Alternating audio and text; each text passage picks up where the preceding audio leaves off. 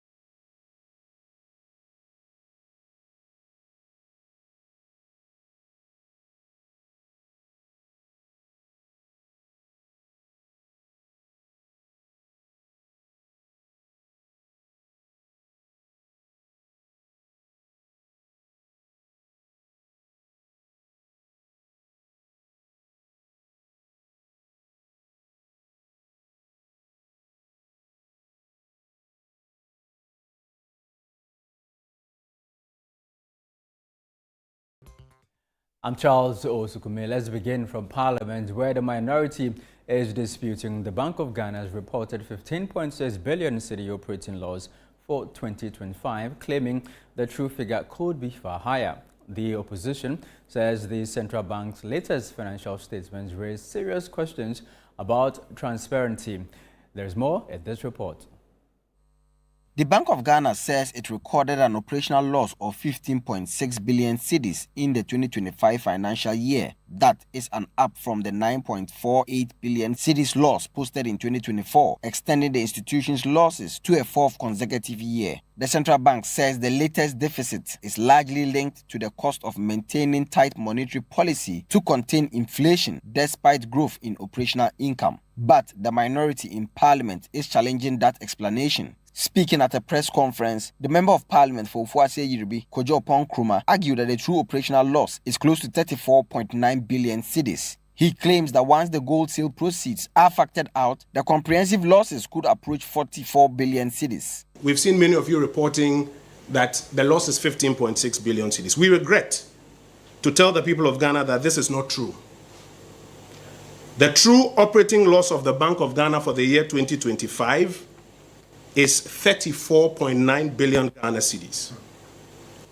And in fact, if you add back the sale of the gold, or the proceeds from the sale of the gold, the 9.6 that I've just shown you, the true comprehensive loss position of the Central Bank of Ghana is 44 billion Ghana cedis. I'll show you with the numbers. They achieved it by artificially generating revenue of about 9 billion from 50% of our gold which they sold. So if you add that back, sadly, the true loss of the central bank for the year 2025 is 44 billion Ghana cedis.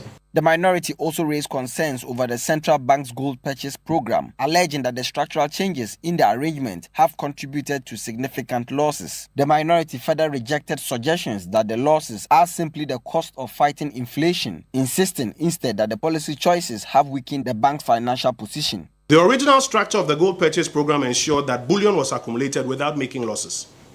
The new administration reversed this policy and now said that all gold should be purchased through the gold board. I'm sure you recall that. It was here in this room that we raised this matter. And then the gold board also found its own intermediaries. Eventually, the Bank of Ghana ended up losing 9 billion Ghana cedis on those gold transactions. And the gold board ended up making profit of 900 million Ghana cedis on it. But if you want to see the true value, put the two together. Plus 900 minus 9 billion. You will see what the real value is. This is what is sitting in the Bank of Ghana's books as 9 billion Ghana cedis loss, and is sitting in the gold board books as unprecedented profit. They also cautioned against what they describe as the growing politicization of the central bank, warning that any erosion of its independence could damage public confidence and investor trust. The governor, the board, and the government should take note that this politicization of the central bank will create issues for the operational independence and credibility of the bank going forward. This must stop. Mr. Governor, if you allow the NDC party to dictate to you how to comply with the laws, you will set precedents that will collapse the operational independence of the central bank. The audited statements of the central bank cannot be reduced to a political party's press release. Politicization of the work of the bank is corrosive, and it should not happen again. The minority in Parliament in questioning the Bank of Ghana loss figures is alleging accounting manipulations in the 2025 report and says it will deliver a true state of the report in the coming days. Reporting for Channel 1 News, I am Christopher Kevin Asima. Meanwhile, the majority has defended the audited financial statements of the Bank of Ghana, following the claims by the minority that the institution's reported losses may be understated. Now, according to the majority, public scrutiny of financial reports is welcome. However, interpretations must remain accurate, technically sound, and consistent with established accounting standards. They explain that the bank's audited accounts clearly show a loss of 15.63 billion cedis for the 2025 financial year. The figure, they say, is derived from total operating income of 22.28 billion cedis against total operating expenses of 37.91 billion cedis. The majority stressed that this is the official audited loss and not a political figure, but one presented in line with standard accounting principles. They further rejected claims by the minority that combining the loss with other comprehensive income amount to a true loss, describing the interpretation as incorrect. According to them, profit or loss and other comprehensive income are separate accounting components. They explain that other comprehensive income includes unrealized valuation changes, exchange rate differences, and reserve remeasurement. The debate comes amid growing political scrutiny of the central bank's 2025 financial statement.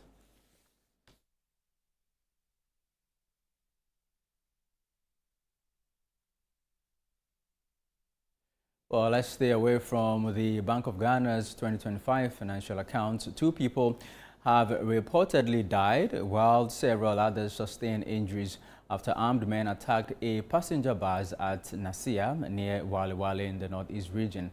The incident is reported to have occurred while the bus was traveling from Kumasi to Zibila. Now, details surrounding the attack remain unclear, but initial accounts from the scene suggest the assailants were heavily armed. Some eyewitnesses believe the attackers may have been armed robbers. The identities of the deceased and the injured have not yet been released, and authorities are yet to issue an official statement on the incident. Security agencies are expected to launch investigations into the attack as residents and commuters in the area express growing concerns over safety along the route. Now, we're told that the IGP has deployed specialized teams made up of intelligence officers and anti-armed robbery units to go and unravel the happenings over there in the northeast and bring the perpetrators to book. Now let's do BECE. The West African Examinations Council has warned candidates in the Bono East and Ahafo regions against examination malpractice ahead of this year's BECE. Officials say over 50,000 candidates are expected to sit the exams across the 3 regions. Michael Sapoinfum has more. Authorities say all is set for the smooth conduct of this year's Basic Education Certificate examination across the Bono East and Ahafo regions. A total of 412 candidates are expected to write the examination. That represents an increase of 7.3% from the 54,420 candidates who sat the exams in 2025. The controller of the West African Examinations Council for the three regions, Daniel Dodu, says adequate preparations have been made to ensure credible and incident-free exercise. Yes, we are highly prepared for this exercise. It's a big national exercise that we don't toy with as WAEC. You know, basic education forms the basis for which national development in terms of harnessing human resource is based. So WAEC doesn't take this exercise for granted, and we are highly prepared for it. For the three regions that I superintend over, we have Bono East, and Ahafo. The total candidature as it stands now for Bono is 24,983. For Bono East, we have 20,865, and Ahafo, we have 12,564. The grand total of all these regions, formerly BA, is 58,412. And we are prepared to serve all these numbers. He has, however, cautioned candidates engaging in any form of examination or practice, warning that such acts could lead to the cancellation of results and affect their future. Parents, invigilators, and supervisors have also been advised not to participate in activities that could aid cheating. Why the West African Examinations Council abhors examination practice? The issue, it undermines academic integrity and meritocracy. 2, it compromises the credibility of WAEC certificate. 3, it jeopardizes the future of honest candidates. 4, it fosters a culture of dishonesty in society. And lastly, it violates WAEC's legal and regulatory mandate. Advice to all stakeholders. First, to our candidates. We have moved away from the old days where you just chew and pour, or somebody can assist you with the kind of questions that are posed. This time round, it is going to be your competence on the paper and nobody else's competence. Advice to teachers who have taught these students and now they are going to write the external exam to stay away from anything that is going to affect the true score of these young candidates that we are nurturing for the future. And then also to parents, it is a bad habit to pay monies to people associated with the exam to cheat in the exams hall, in and around it. Bringing foreign materials in the examination hall is an offense. Subject results may be cancelled if found to be culpable. Some candidates who spoke to Channel 1 News say they are confident and ready for the examination. I'm really prepared, and currently we are just done with our last mock. And from what I'm seeing, I can say I'm really prepared. And my target grade is grade 6. Our teachers are also helping us. I'm also trying my best to solve some of the past questions, and it's really going on well. We are fully prepared on based on how they will be taught by our teachers in school. The exams we've done and the mocks, the class tests and exercises, and the project work we've done. To me, I know I'll be getting grade 6 in the class. We are fully prepared for the examination. Our teachers have tried their best, and they've tested us with our 5 mocks. So I can assure you that we are fully prepared for this. The West African Examinations Council has indicated that it is ready to conduct the basic education certificate examination come Monday. It has also admonished students not to engage in activities that will lead to the cancellation of their results. For Channel 1 News, I am Michael Sapolifu.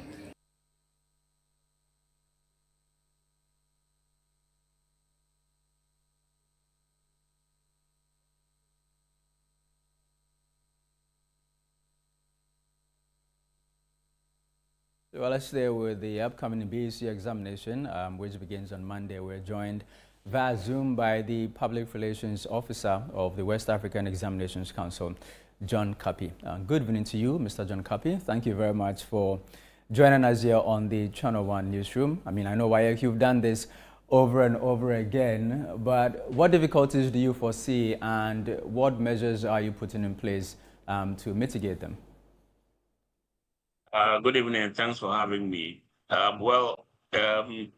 In the conduct of examinations, you put in place all the measures needed to have a smooth process. But then this is a human institution that we are dealing with. So the possibility of having some persons who want to disturb the system may be there. So for now, we do not have any challenges in terms of our own internal preparations.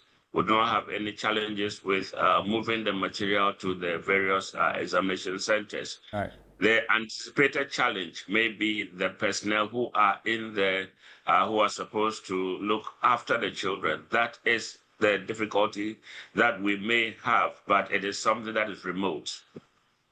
So you mentioned that logistically you're okay. What about finances? How are you doing on that front? Well, so far, our finances, I would say, are okay. Usually, we are paid 70% before the examinations commence. So, with the 70% of the examination fees, we're able to we can prepare towards examination with the pre-examination activities. We're able also to conduct the exam. So right after the exam, we are also paid the 30% that is left, and that enables us to complete the entire process, and the results would be released. So that 70% has been paid? Absolutely, yes, it's been paid. I mean, what guidelines do you have for students preparing for this exam, which begins on Monday? Well, we have held some briefing sessions, we've held sensitization sessions with them. But the first thing I would like to mention is that they should give themselves adequate rest. They should ensure that whatever it is that they can put in place in order to get themselves ready, they would do. We advise that all candidates should report to the examination center at least 30 minutes before the commencement of the paper. Once they arrive there, they are more settled, they are more relaxed before the commencement of the paper. They should remember that this time around, as soon as the bell goes for the start of work, no candidate is going to be allowed into the examination hall. So the earlier they get there, the better.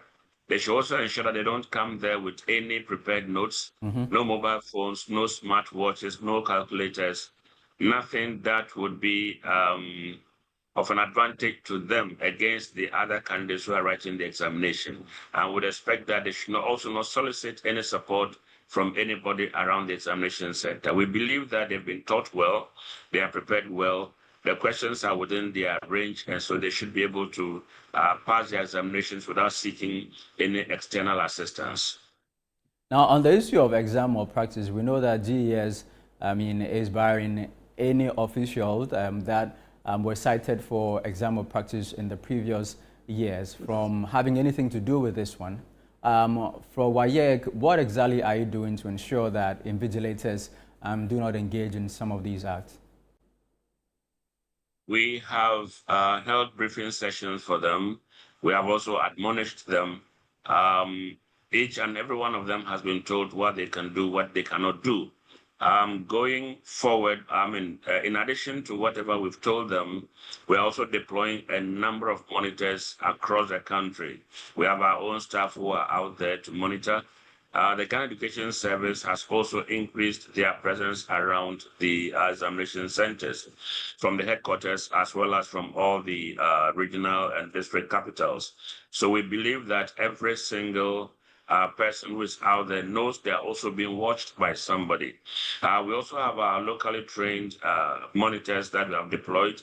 They would also be around all the centers. Of course, there's police presence. We'll have BNI coming around. The national security may also be around. And so all of these are steps that we have taken in order that we are able to maintain the sanity that is needed for the smooth conduct of the examination.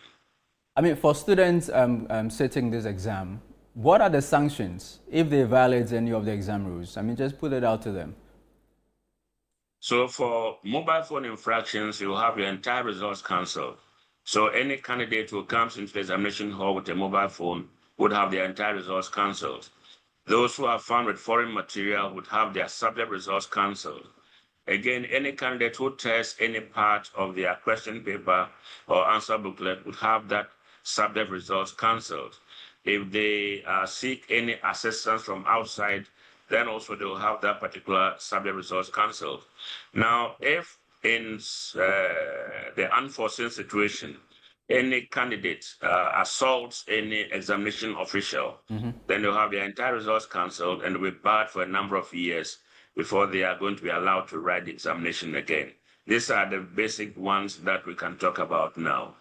Okay, so for students who had their papers cancelled last year, were they allowed to sit for this one? Yeah, so there are categories of offenses that will call for certain categories of punishment. And so if, for example, it was not an assault case or an impersonation case, then, of course, they are allowed to write this year. So for those people, they are allowed to register and write a BEC for private candidates. All right, sir. Thank you very much, Mr. Kapi. Grateful to you. It's my pleasure. That was John Kapi. He is the Public Relations Officer for the West African Examinations Council, speaking to us about the Basic Education Certificate Examination, which begins on Monday. You are still watching the Channel 1 Newsroom here on Channel 1 TV. Still ahead. Severe overcrowding hits dormitories and classrooms in Avedakpa as schools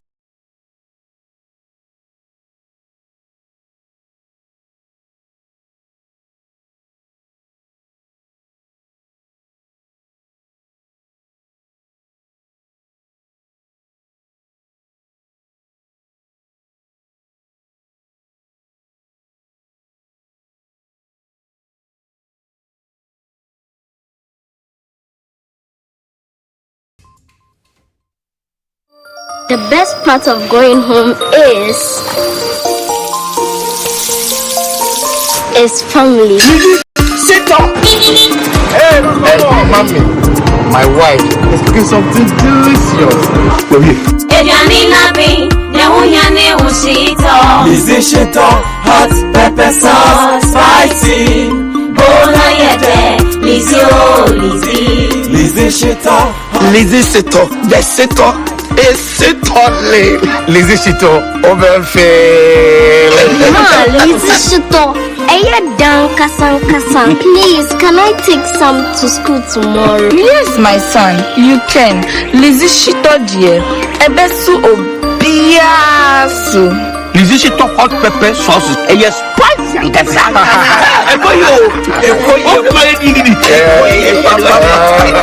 Lizzy Shito hot pepper sauce. Spicy.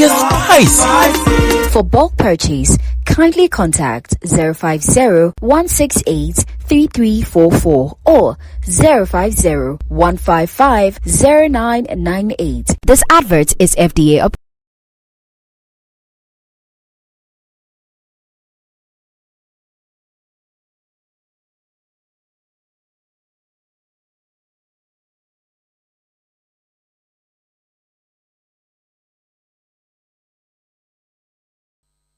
Welcome back to the Channel 1 Newsroom here on Channel 1 TV. I am Charles Osukumi.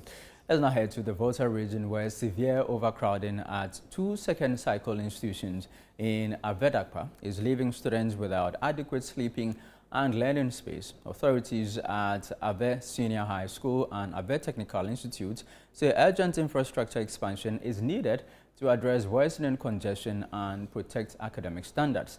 Our Volta regional correspondent Desmond Selasiago has more in this report. At Ave Senior High School, growing students' numbers are placing enormous pressure on existing facilities. Dormitories designed to house students are now overstretched, forcing many to spread mattresses on bare floors. Students say the conditions are uncomfortable, unhealthy, and increasingly difficult to endure. We don't have enough beds to accommodate more students in the dormitories. So majority of the students have been sleeping on the floor, which is so bad. Sometimes some people can be stepping on them and stuff.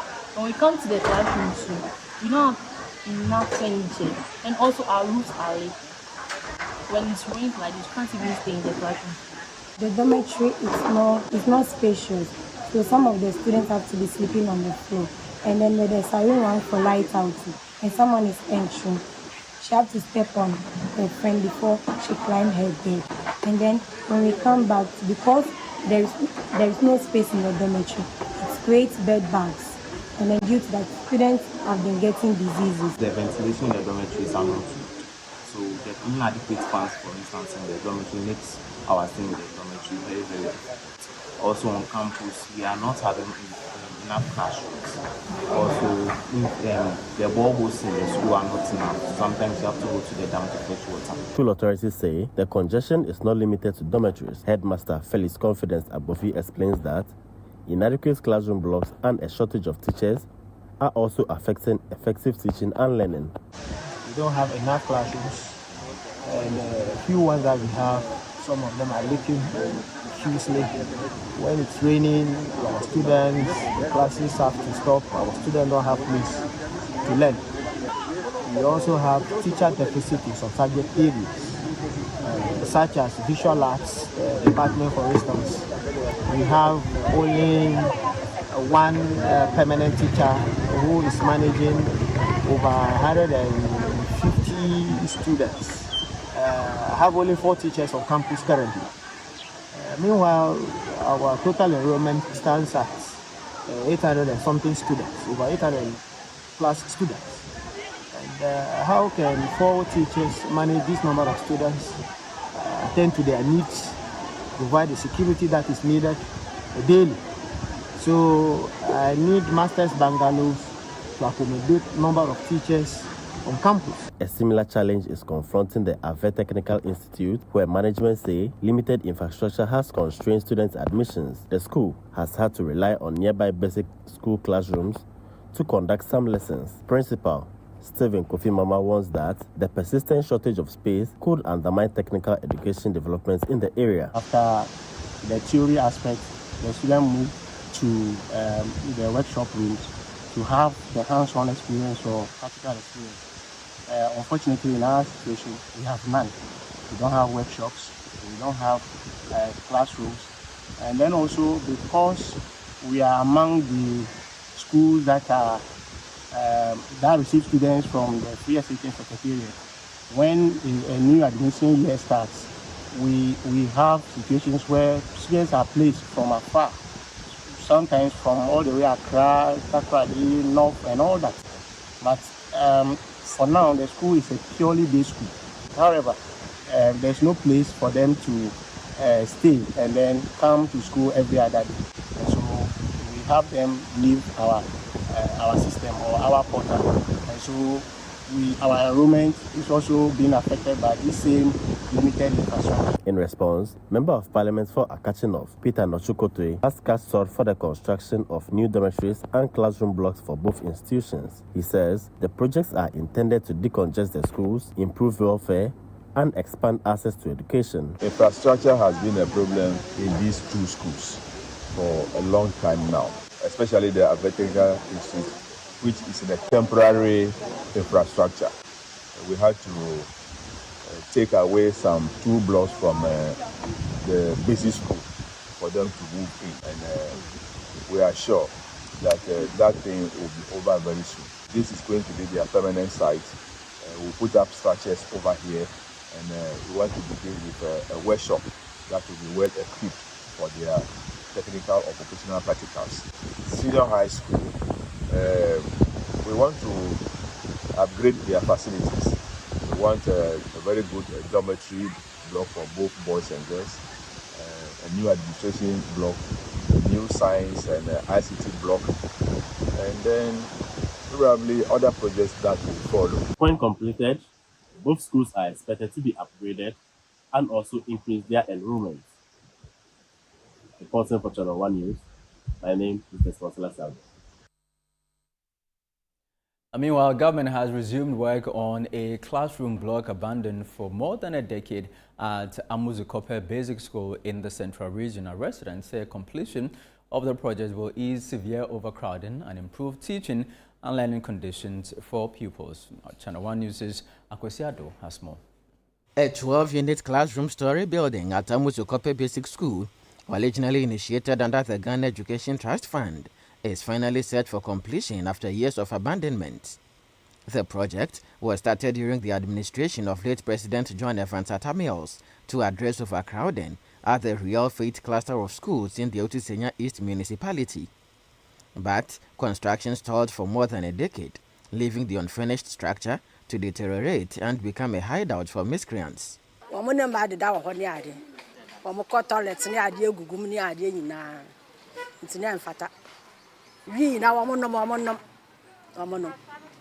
so you find a gate in the idea, no, windows, no more room near the.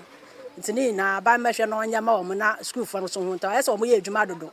Will be our best school, no, my addressing is on Mesco, my yard, no obesity toilets in the idea, and some fatter. It's in a gate in the doors and one more shaman. Community leaders say the delay placed enormous pressure on existing classrooms, forcing pupils to learn in congested spaces. Are the existing classrooms overstretched or overpopulated? Overpopulated. A desk that can 2 people share are now taking about 4 people on one desk. So it means that we need additional chairs and a desk and also the classrooms. We have 4 streams. We have A, B, C, D. And they are sharing the same building. So you can imagine how pressed they will be in the class. So if they are able to complete this particular project, it will ease a whole lot of burden on us. Now, government has re-engaged a contractor to return to site, a development residents describe as long overdue and welcome. 5 years in Obiamba, one battery says we are no one, I feel no more about home. It's a mobile with the year, the Amias pass or a year diamond, and one more doors for class no more. Into not the be a bomb pass on Bessie, now, one who I hang her. When we see we are now, a bin so I've been no more, and who I hang her. Member of Parliament for Otisenya East, Felix Nakoyo Ukuno, says the classroom block will be completed soon to improve educational delivery. It was abandoned for over, I think, about 12 years, and then when we came to power, we've brought a contractor back on site to complete the school project. I think I visited the school somewhere last year when I distributed the classroom desk to them, and it was quite sad that a lot of students were learning under the trees and all that. After the time we donated the desk to them, we were supposed to go back to the school that same day within a space of 20 minutes to hand over. And when we got there, the decks had already been occupied. That means they lacked or they needed that desk at that particular, because they were taking their exams as well. This really shows how our educational needs have been left behind over the years. So I am happy that the school is undergoing some facelift and also undergoing construction. And I'm sure that by the end of the year, it will be completed for students to move in and study and have a conducive environment to also learn. Meanwhile, the Municipal Education Directorate says expansion of classroom infrastructure remains critical across the municipality due to increasing enrollment. A total of 8,681 candidates are expected to sit for this year's basic education certificate examination in the area. In total, grand total, 8,681. These are the students who write the exams this year, 2026. So from how many centers? 32 centers. Okay. Do we have candidates with special needs, and do we have that number as a separate statistics? Yes, we have candidates with special needs among them. WAEC have special arrangement for them, and all provisions have been made for smooth takeoff on Monday. During a tour of schools to donate mathematical sets to candidates, the MP also cautioned students against examination malpractice and pledged continued support for education. And I think the students are in high spirits and very motivated and prepared for the coming exam. Aside the masses, we are also motivating them and we are giving them a little tidbit on your preparedness and also examination malpractice. You have learned over the years. You don't need a little paper or a little what we call a pour into the examination hall to prove that you are going to get your one or you are going to pass the exams. You risk the chances of getting your papers being cancelled when you are being caught with an APO. They call it APO, so I want to use the word APO, or unauthorized material into the examination. So I would just urge all the students that you should walk into the examination clean. Go with your conscience, what you have learned. And I'm sure they'll come out with flying colors. APO wouldn't help you. Several years after this project was abandoned, government has resumed construction works. Parents of students who study from this school are appealing to government to ensure that it is completed. For the Channel 1 Newsroom, I am Akwesi Yado, Amuzukope, Central Region.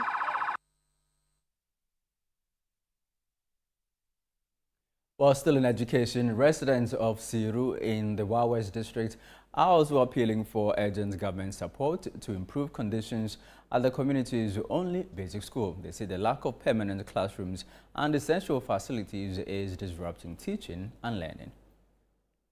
Siru DA Basic School, which serves kindergarten and primary pupils, currently has an enrollment of 140 children.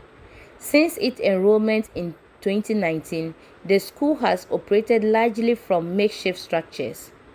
Residents say the temporary nature of the classrooms continues to affect concentration, attendance, and overall learning outcomes. Nationally, concerns over such conditions remain widespread, with thousands of schools across Ghana still operating under trees, sheds, or in weak structures. Against this backdrop, Assembly Member for Siru Electoral Area, Honorable Tampona Sumana Saiba, says enrollment in the school is rising, but infrastructure has failed to keep pace.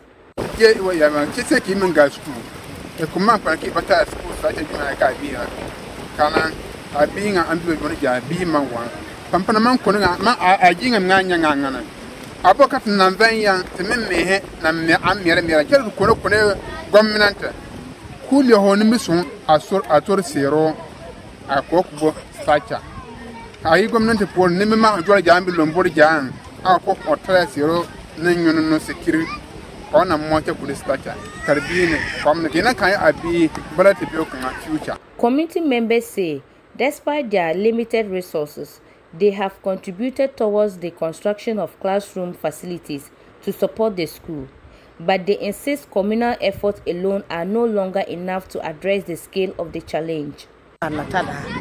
Tin ambi wahala puan tin min ye kar kunku gwamnan tin yawa kar nonya nan ba zora kan anna ita hina adiyata abihi class he ko zuru man bendili cheka ba man banya bo man alenta sakun chekar more be. The situation is further compounded by a lack of reliable water source, forcing pupils to leave lessons to fetch water from the community. Residents are now calling on government to develop partners to intervene urgently to provide a permanent school block and basic amenities. Kanya school na nyon jai sa pa he anan che jagala tunda malka bi gara kaci nya karmi bi ba bi to che tilaci he biela wa dan biye karme karin gari mun kwa bi ko ba man ban tonji akaran che tunu ya faga jata rana rock yan nana tunda waraka don Ghana gwamnatin da ran sunta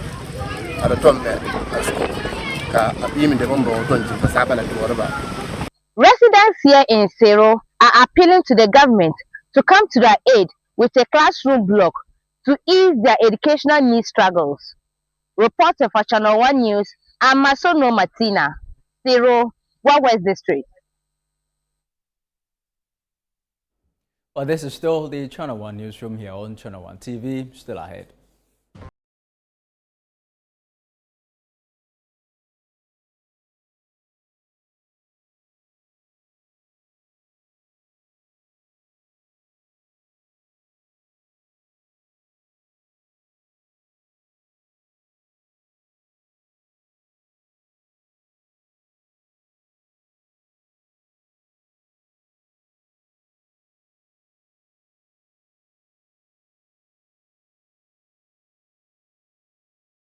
Turn up your sound experience with the We Hear speakers by Lovi. From the sleek We Hear 1 to the powerful We Hear 2. And now the premium We Hear Pro. Fully endorsed by Kylian Mbappe. This is not just a speaker, it's a flexible, high-performance outdoor Bluetooth speaker built to bring your music to life anywhere. With up to 100 watts of music power, you get bold, immersive sound wherever you go. All available in stylish standout colors. Now the good news. From April 20th to May 20th, grab yours at a special discounted price. The We Hear 1 now at 400 Ghana cedis. The We Hear 2 at 900 Ghana cedis. And the premium We Hear Pro now at 3,800 Ghana cedis. Don't miss out. Call 020-195-7739 or pick up at the Atlantic Towers. You can also grab yours at Orange FM Kumasi, Plus FM or 3 Music TV in Accra. Number 12 Afunya Street at Belengpe. Don't miss out on this special discounted offer. It's the We Hear promo powered by Lovi. We Hear, feel the power, hear the difference.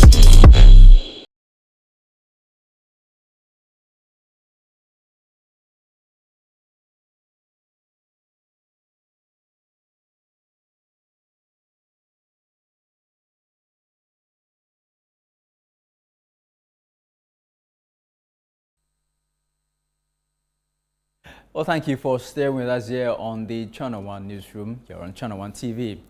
Now, some youth around the Madina Zongo Junction have stepped in to solve the challenge faced by commuters who avoid using the footbridge because it feels time-consuming and intimidating. What would have been some minutes walk on the footbridge has now become a transport venture where commuters transit from one side of the road to another in a matter of seconds. My colleague Melody Fafa-Potifa explores this new venture and how it is helping community members.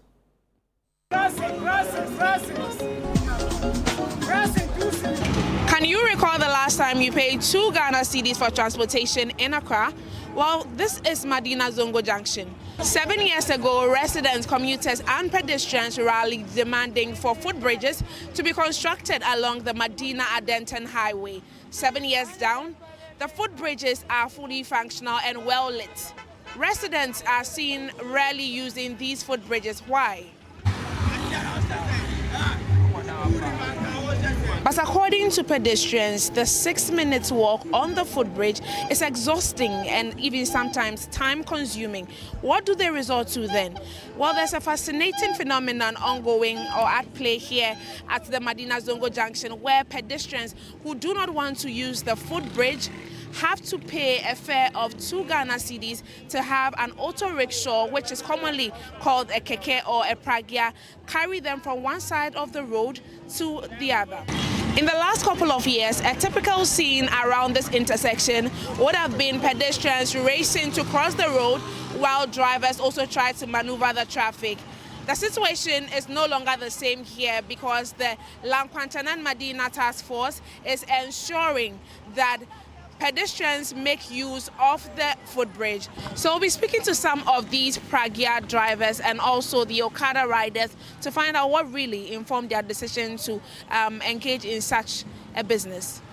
I say overhead no enya obi aneti betima afro intine efa Pragya ye juma enti Pragya su ye yizuru yanya ye de enya Pragya su enya aho boys bebre o ma stop we sa nyama basabasa no nti ankore Pragya e boye pa we are solving the problem bebre nti na yesu e Pragya ye gina say obi ne want me for overhead no a obetima fa Pragya no 2 cedi.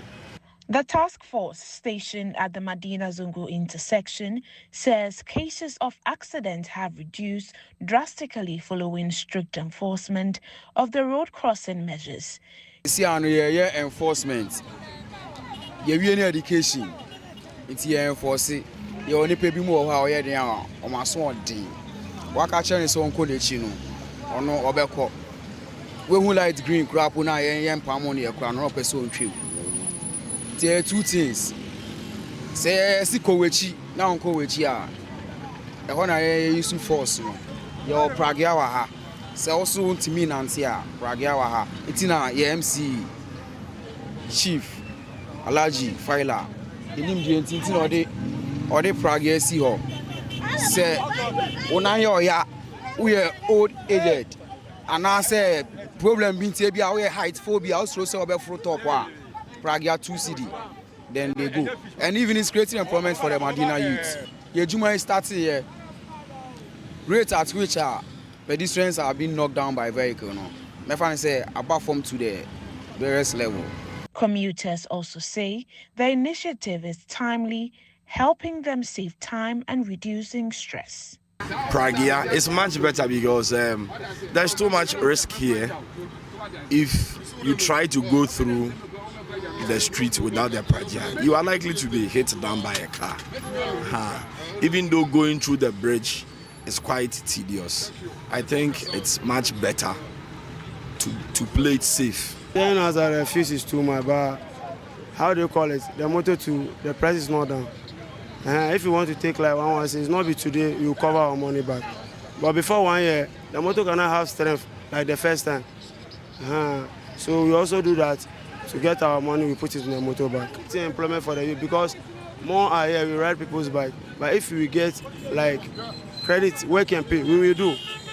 Right now, we don't have any support at anywhere. Like we have support, we also do our own thing. They think it's an extortion. Some people think it's an extortion. Okay, what it is that anytime there's a problem, it creates an opportunity for some people to also make money. And as we can all see now, going through the bridge is much difficult and crossing is also dangerous.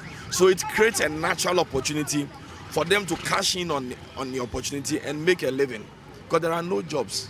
This is the famous 4 seconds pragea ride at the Medina Zongo Junction. We're about to experience that right about now when the traffic light turns green.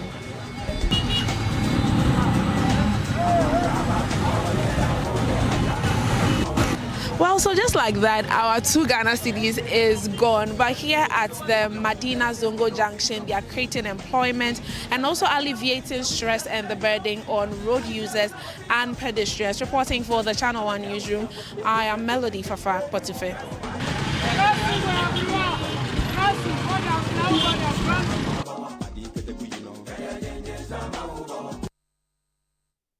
Now to health. Health workers at the renal units of Comfort Nochi Teaching Hospital are warning that shortage of critical equipment are undermining patient care. They say the lack of monitors, beds and other essential tools is putting pressure on service delivery at one of Ghana's busiest referral hospitals. There's more in this report. The Comfort Nochi Teaching Hospital, one of Ghana's leading referral facilities, continues to face mounting pressure across several specialty departments. At the renal unit, health officers say the absence of vital equipment is making it increasingly difficult to provide quality care to patients with kidney-related conditions.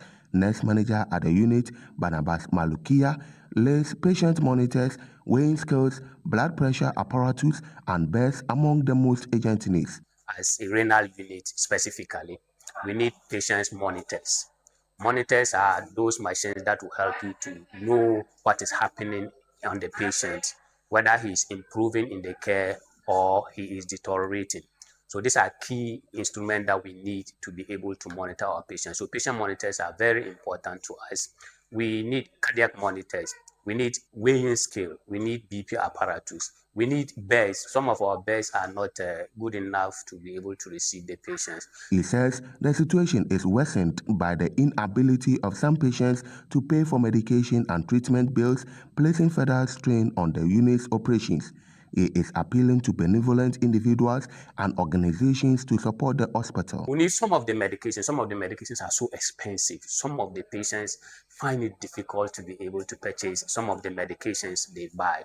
Now, patient's bill is very important. Some of the patients, they come in, they are admitted, and at the end of their treatment, they are not able to settle their bill. So you find patients who are discharged and they will still stay in the hospital for a week or even months and not able to settle their bills. And of course, children need food. one of the things that they encounter with the renal condition is the fact that they lose a lot of nutrients and they need specialized food, specialized diet that will make them be able to recover speedily. The concern surfaced as the unit received some relief items, including a weighing scale, bedside wardrobes, and blood pressure apparatus from ASIC Kidney Health Group. The group says the intervention is aimed at supporting children living with kidney disease and easing the burden on their families. A new foundation that we have started, and to kick off our foundation, we've decided to reach out to the Komfanochi Teaching Hospital because they are those in charge of children suffering from kidney disease. So we approach the renal units with these donations so that it will help them in their day-to-day activities taking care of these children. Officials are also urging the public to prioritize regular health checks and early screening to prevent kidney complications while calling for broader support for vulnerable patients. It's like we are not aware.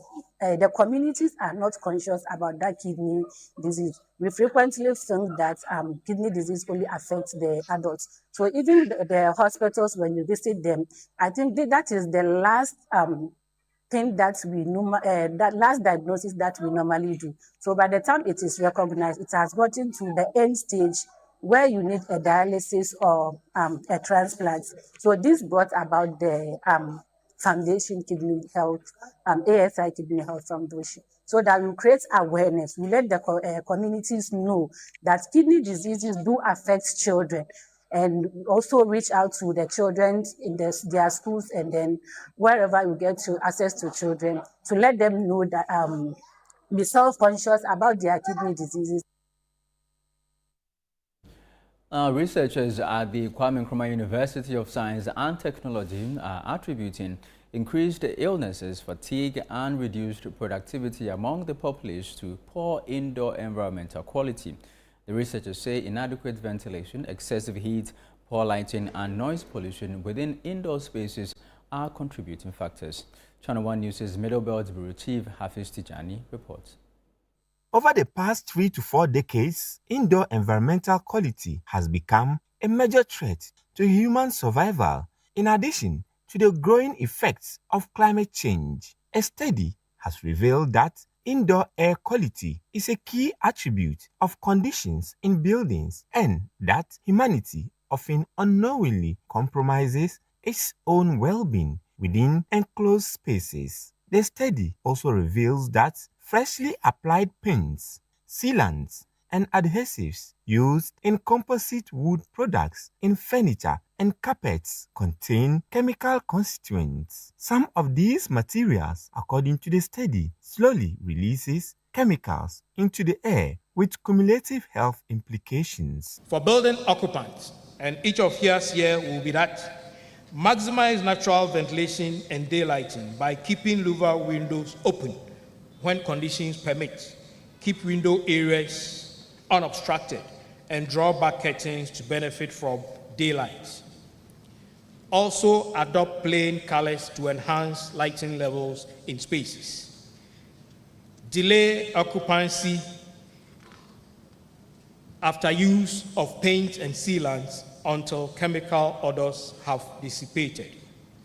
Then report indoor environmental quality problems promptly to landlords or facility managers. Lead researcher and professor of architecture at the Department of Architecture, College of Art and Built Environment at KNUST, Professor Samuel Amos, provided a wide range of recommendations. He urged the Ministry of Works and Housing, along with related agencies, to jointly derive the establishment of a dedicated indoor environmental quality units within metropolitan, municipal, and district assemblies. The building may be structurally sound or legally compliant, while occupants may simultaneously be exposed to poor indoor environmental quality.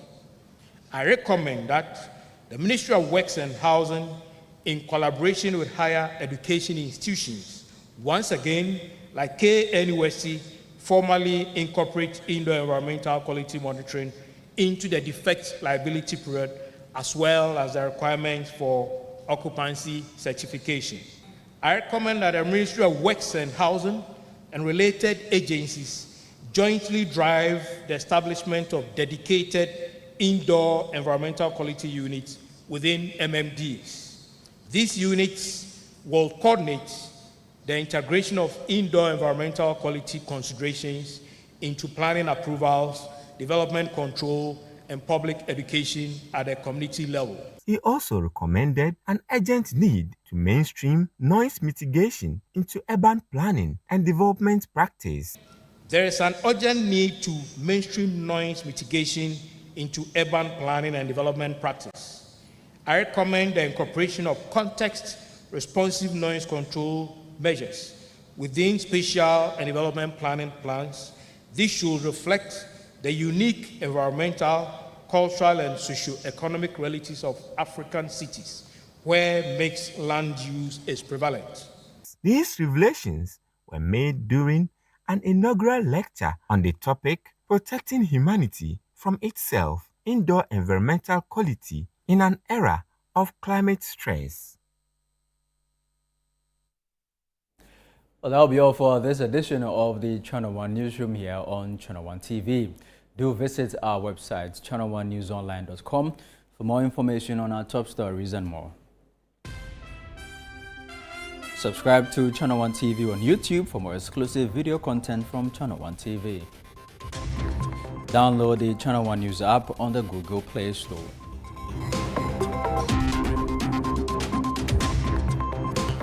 I'm Charles Ozukumi. Thank you for watching.